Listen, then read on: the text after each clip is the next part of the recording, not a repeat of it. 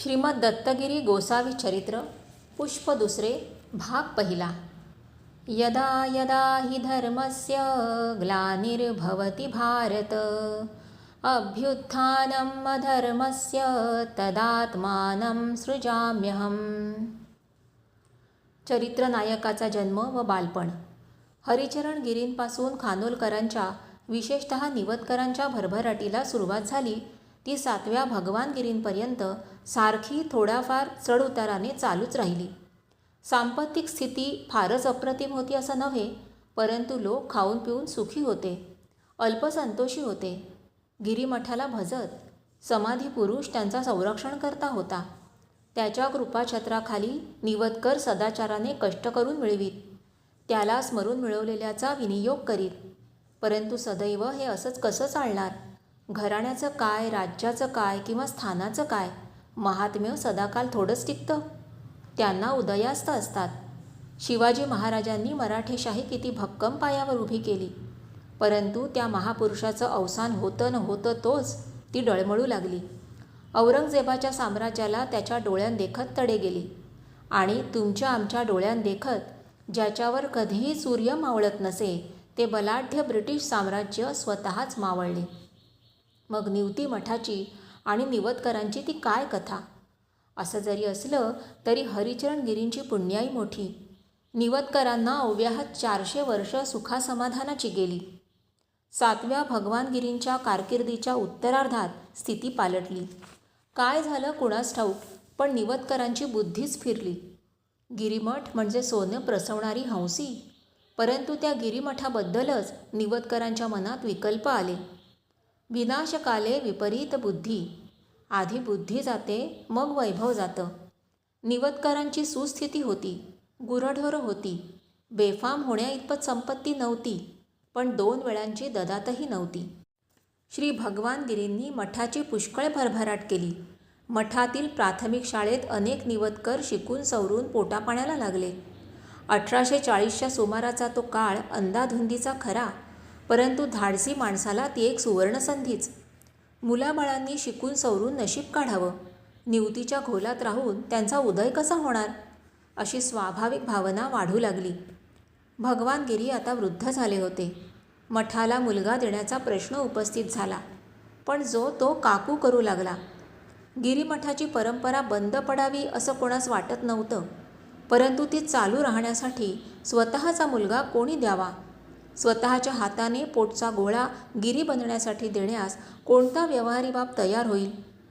होतकरू मुलाचा त्याच्या विकासास वाव देण्यापूर्वीच अशा तऱ्हेने निकाल लावायचा, हे कुणाला पसंत पडेल?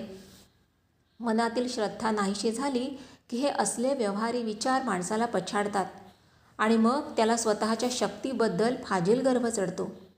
माझा भाग्योदय मी केला, मी घर बांधलं, मी मंदिर उभारलं, अशा तऱ्हेने मीपणा वाढीस लागला की मग अंतिम सुखाचा मार्ग जवळ असूनही दिसत नाही। निवतकरांचं काहीसं असंच झालं। मठाला देण्यासारखे 5-25 मुलगे होते, त्यापैकी एकाला गिरीदीक्षा देऊन गोसावी करायचा। अनेकांच्या इहपर कल्याणासाठी, लोकशिक्षणासाठी हा त्याग करणं आवश्यक होतं आणि त्याबद्दल 400 वर्ष निवतकरांना कधी शंका आली नाही। परंतु यावेळेला तर्ककुतर्क सुरू झाले। कशासाठी, कोणासाठी, कशावरून असे प्रश्न भेडसावू लागले। त्याशिवाय गिरीपंथामध्ये मौंजी बंधनादी विधी होत नसल्यामुळे गिरी हे शूद्र होत अशी भावना वाढीस लागली होती। अशा स्थितीत ब्राह्मण कुलात जन्म पावलेल्या मुलास स्वतःच्या हाताने शूद्रावस्थेत लोटण्यास कोण तयार होईल? आणि कशासाठी म्हणून हे असलं अधर्माचरण? धर्माधर्माच्या काथ्याकुटांत कर्तव्य कर्माचा विसर पडला, श्रद्धा नाहीशी झाली, धर्माचरण बाजूला राहिलं, मीपणा वाढला। त्यातच निसर्गालाही वेडाची लहर आली। पाऊस वेळी पडेना, उभी पिकं खार पडून जळू लागली, उत्पात झाले। अर्थात 400 वर्षात अशातलं काही घडलं नव्हतं असं नव्हे, परंतु त्या काळात निसर्गाच्या उत्पातांची झळ निवतकरांना लागली नव्हती। मठाच्या कृपाछत्राखाली निवतकर सुखरूप होते। आता स्थिती वेगळी झाली। आपणहून अहंकाराने बेफाम होऊन ते त्या कृपाछत्रांतून मोकाट बाहेर पडले, मीपणे बाहेर पडले आणि निसर्गाच्या तांडवात सापडून रगडून निघाले। निसर्गही मानवाला केव्हा केव्हा असे दणके देतो की त्याला त्रिभुवन आठवते. निवतकरांनी प्रयत्न पुष्कळ केले, परंतु जनावरांना नरड झाला, वानर घरात शिरला, अन्नान्न दशा झाली, मुलं माणसं मोड्याने पडली, घरांची घरटाणं झाली. निवतकरांनी प्रयत्नांची पराकाष्ठा केली, पण बरकत कशी ती येईना. खानोलीचा भाग्यसूर्य मावळतीला लागला, ऱ्हासास सुरुवात झाली आणि एकदा अशी सुरुवात झाली की पुरे. मग तिचा वेग कोण थांबवू शकेल? भगवान श्रीकृष्णांच्या देखत यादवांच्या सत्यानाशास नाही का सुरुवात झाली? परंतु कालौघाला कोण बांध घालील? भगवान गिरींच्या डोळ्यात देखत निवतकरांचा अधप्पात सुरू झाला. पण ते तरी काय करणार? निवतकरांना वाचवण्याचा जो रामबाण उपाय तोच त्यांना रुचेना. निवतकर मोठे चळवळे खरे, परंतु त्यांच्या चळवळीला यश येईना. समर्थ म्हणतात, सामर्थ्य आहे चळवळीचे, जो जो करील तयाचे, परंतु तेथे भगवंताचे अधिष्ठान पाहिजे.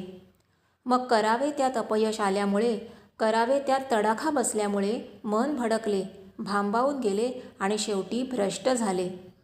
नीतीने कष्ट करून पोट भरेना म्हणून अनिती वाढली. चोरीमारीचे काही वाटेनासे झाले.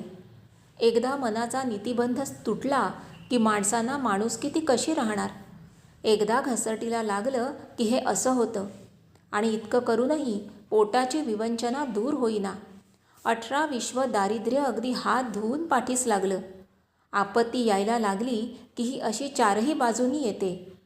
खाते पिते निवतकर, खानोलीचे वतनदार मानकरी, फौजदारकी त्यांच्या घराण्याकडे, गिरीमठाचा अधिकारी स्वामी त्यांच्याच घराण्यापैकी.